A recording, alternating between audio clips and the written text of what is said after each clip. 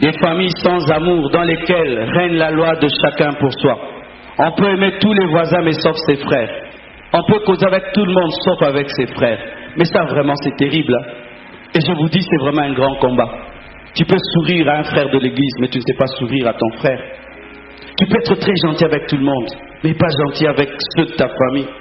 C'est comme si on a une honte d'exprimer notre amour aux gens qui doivent mériter cet amour. On a peur de manifester qu'on aime. Et on pose la question à Caïn, où est ton frère? Il dit, est-ce que je suis son gardien? Est-ce que je suis son gardien? Mais oui, c'est ton frère. Chacun pour soi. Tu réussis dans la vie, c'est ton succès, ce n'est pas un succès familial. Alors que dans la Bible, ton succès, c'est le succès de la famille. Dieu fait de toi une source de bénédiction. Mon foyer et vous, non. Tu as réussi pour les aider à réussir. Tu es devenu grand pour qu'ils deviennent grands. Et s'ils ne deviennent pas grands, tu dois avoir ce souci-là. Mais la plupart du temps, si seulement tu réussis, tu t'en fous des autres. Ce n'est pas ça la parole de Dieu. La parole de Dieu, c'est que le père est le roi, la femme est la reine, les enfants sont des princes. Je répète, le père est le roi, la mère est la reine, les enfants sont les princes.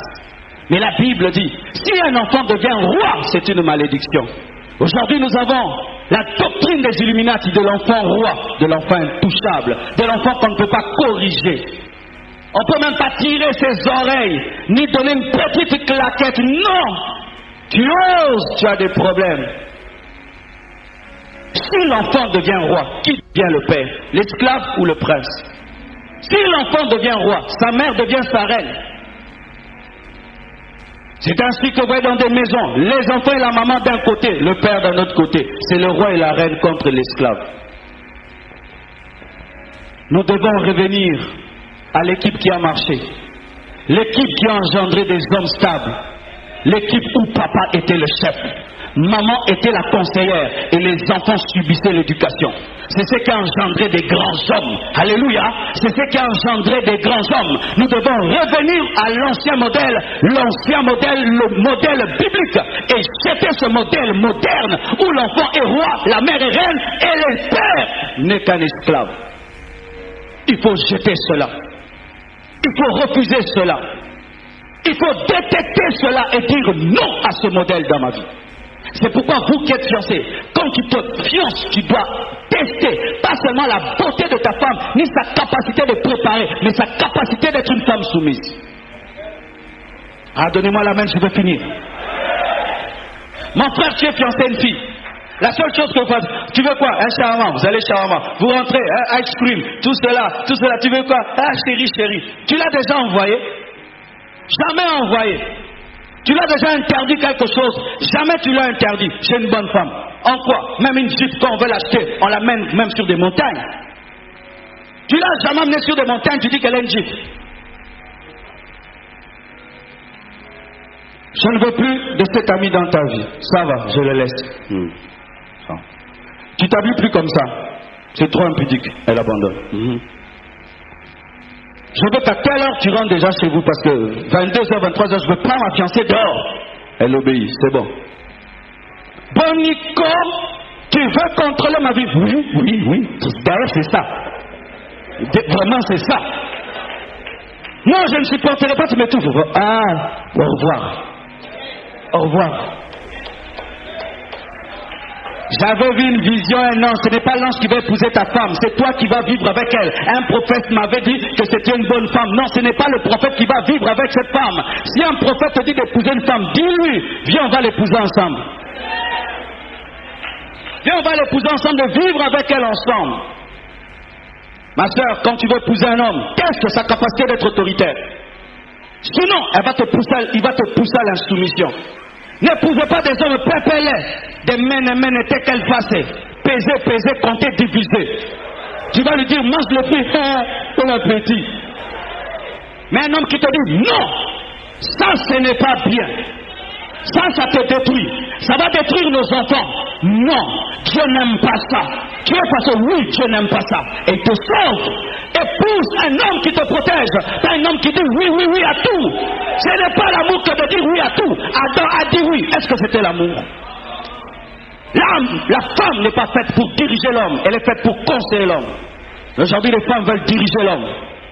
Elles se glorifient même de contrôler leurs hommes. Ah, comme accélérateur, hein?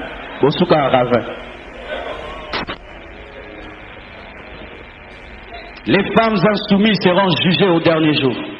Et les hommes irresponsables seront jugés au dernier jour. Et les enfants rebelles seront jugés au dernier jour. Que chacun revienne à sa place. Je dis que chacun revienne à sa place.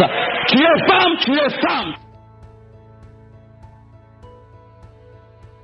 Jésus engendre pas seulement des femmes de prière, il n'engendre pas seulement des femmes qui chantent et qui adorent. Jésus engendre des bonnes femmes, et une bonne femme est une femme soumise. Même si les hommes ont changé les critères, la Bible nous dit que la femme doit être soumise à son mari. La Bible dit que l'homme est le chef de la femme. Même si le monde actuel s'oppose à cela, je ne prêche pas la Bible du XXIe siècle. Je prêche la Bible que Paul a prêchée. Je prêche la Bible que mes aînés dans la foi ont prêchée. Je prêche pas une culture, mais je prêche la pensée de Dieu. Et dans la pensée de Dieu, c'est Adam qui était créé avant Ève, et c'était Adam qui était le chef de Ève. L'insoumission à son mari est un péché. C'est un péché. Le péché, ce n'est pas seulement l'adultère, l'impudicité. Le péché, c'est lorsque vous vivez en contradiction avec les Écritures. Plusieurs femmes chrétiennes n'arrivent pas à convertir leur mari païen parce que ton mari païen voit que tu es une femme insoumise. C'est vrai que tu vas à l'église, c'est vrai que tu es soumis à ton pasteur, mais ton pasteur ne t'a pas doté. Vous êtes trop soumis au pasteur, mais insoumise à vos maris. C'est pourquoi vos maris n'aiment pas les pasteurs et sont jaloux des pasteurs. Arrêtez de nous créer des problèmes, soyez soumises dans vos maisons. Quand tu vas le pasteur, fais ça à ton mari. D'abord, je ne t'ai pas épousé. Fais ça à ton mari. D'abord, je ne t'ai pas épousé. Même si tu n'aimes pas ça, c'est la vérité. Une femme insoumise est une mauvaise femme. Et je déconseille les frères d'épouser des femmes insoumises. Lorsque ta fiancée est insoumise dans les fiançailles, ne l'épouse pas. Elle n'a pas les critères d'une bonne femme. Lorsque vous venez à Jésus, vous n'avez pas à prendre une partie de Jésus que vous aimez, le Jésus des miracles, le Jésus qui fait parler en langue, mais le même Jésus te dit, sois soumis à ton mari, même si c'est un païen, dis la parole. Et ta soumission va le convertir. Pourquoi aujourd'hui il y a de moins en moins de mariages dans le monde? C'est parce que les hommes ont peur de se marier. Ils ont peur de se marier. Vous chassez les démons de célibat, il n'y a pas de démons, c'est un problème d'insoumission. Ils ne sont pas sûrs qu'ils seront heureux. Comment ils vont se marier si on va le traiter comme une loque et moins qu'un chien? Comment il va se marier quand il voit les femmes dominer les hommes? Comment ils vont se marier? C'est pourquoi de plus en plus, il y a des femmes qui vieillissent seules. Je suis un célibataire, ma fiancée me manque du respect tout le temps. Je ne t'épouse pas. Je ne t'épouse pas. Tu me traites comme ton gamin, je ne t'épouse pas. Pourquoi? C'est un couple dysfonctionnel. La tête, c'est la tête. Même si tu es le cœur, tu n'es pas la tête. Même si tu es poumon, tu n'es pas la tête. Et imaginez un corps avec un cœur au niveau de la tête. C'est un zombie, c'est un monstre. Et dans chaque mariage où c'est la femme qui dirige, c'est un mariage de monstre, un mariage de zombie. Imagine que mon cœur, qui est si important, devienne la tête. Est-ce que c'est beau à voir? Chaque fois, maman, que parce que vous êtes importante, vous commencez à diriger vos maris, diriger toutes choses, vous avez créé des monstres. Et ça fait même que vos filles feront comme vous parce que vous êtes leur modèle. Telle mère, telle fille, comme maman. Elle voit comment tu traites son papa. Ta fille voit comment tu traites son papa. Elle aussi fera de même. Et ainsi tu es en train de perdre ton mariage par ton insoumission. Et ta fille aussi perdra son mariage parce qu'elle fait comme maman. Pourquoi je vieillirai avec ma femme? Parce que mon père vieillit avec sa femme. Je n'ai pas cherché des modèles très très loin de moi. Mon père et ma mère ont aujourd'hui 43 ans de mariage et quand je les regarde, je dis moi aussi, je vieillirai avec ma femme. Quand je vois mon père qui vieillit avec sa femme, il est un modèle pour moi et je dis comme papa je ferai. Mais lorsque tu manques tout le temps du respect à ton mari, ta fille fera de même. Et tu vas engendrer aussi des garçons faibles. Parce qu'ils voient comment papa est malmené dans la maison. Alors lorsqu'il va se marier, il n'aura pas de l'autorité parce qu'il est habitué à voir un père qui est faible. Vous engendrez des garçons faibles.